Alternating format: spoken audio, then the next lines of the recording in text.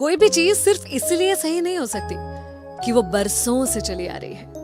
94.3 my FM पर मैं विनी आपके साथ हूँ और चलो आज कुछ अच्छा सुनते हैं।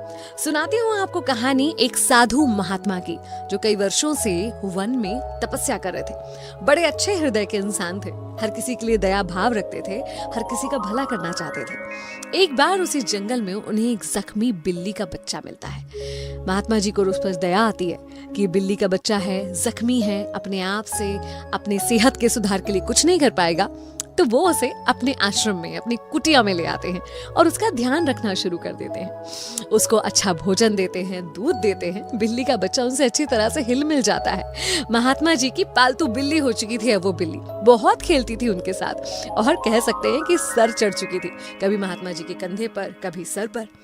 अब ये तब भी होता था जब महात्मा जी तपस्या करने बैठते थे। वो तपस्या करने, ध्यान लगाने के लिए बैठे और बिल्ली कभी कंधे पर, कभी सर पर, कभी चेहरे के पास उनकी तपस्या में विघ्न डाला करती थी। उस दिन महात्मा जी ने सोचा कि क्या करूं भाई इस चीज के लिए। उन्होंने अपने एक शिष्य को बुलाया और कहा कि जब जब मैं तपस्या करूं ना, तब तब एक काम करना कि उस सामने वाला जो पेड़ है ना, उस पर ले जाकर इस बिल्ली को बांध देना। शिष्य ने गुरु से कोई सवाल नहीं कहा, बोला ठीक है। अब बस ये एक नियम सा बन गया था। जब जब महात्मा जी अपनी साधना करने, तपस्या करने बैठते, तब तब उस बिल्ली को सामने वाले पेड़ के तने से बांध दिया जाता था और तपस्या के बाद बिल्ली को खोल दिया जाता था। कई दिनों तक, कह सकते सालों तक ये सिलसिला चलता रहा। एक दिन ऐसा आया जब महात्मा जी इस दुनिया को छोड़कर चले गए। उसके बाद उनके सबसे सीनियर शिष्य को, जो सबसे बड़ा था बाकी सब में, सबसे ज्यादा अनुभवी था, उसे महात्मा जी की पदवी, उनकी गद्दी दी गई।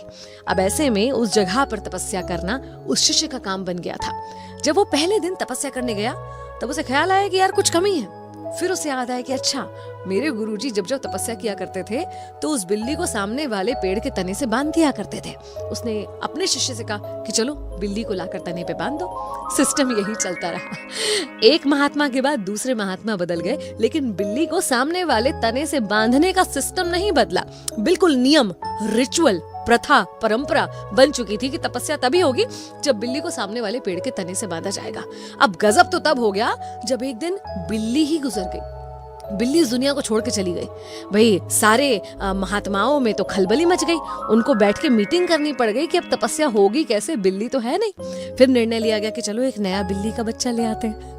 नए बिल्ली को, बच्चे को लाकर उसी तरह तपस्या के समय सामने पेड़ के तने से बांधा जाने लगा और ये माना जाने लगा कि तभी तपस्या पूरी हो सकती है जब एक बिल्ली का बच्चा जो होगा वो सामने एक पेड़ के तने से बंधेगा।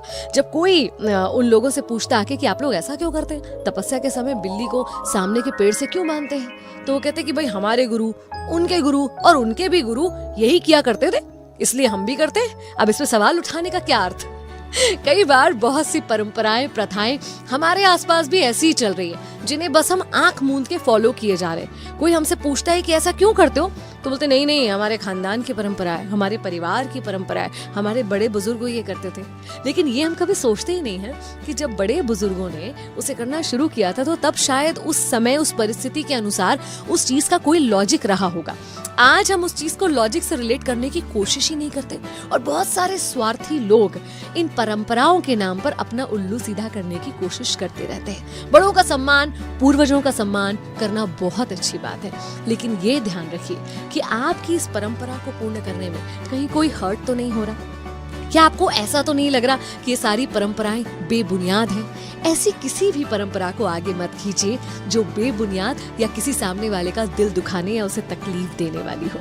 94.3 माय एफएम से मैं विनी आपके साथ। चलो आज कुछ अच्छा सुनते हैं। आज कुछ अच्छा सुनते हैं।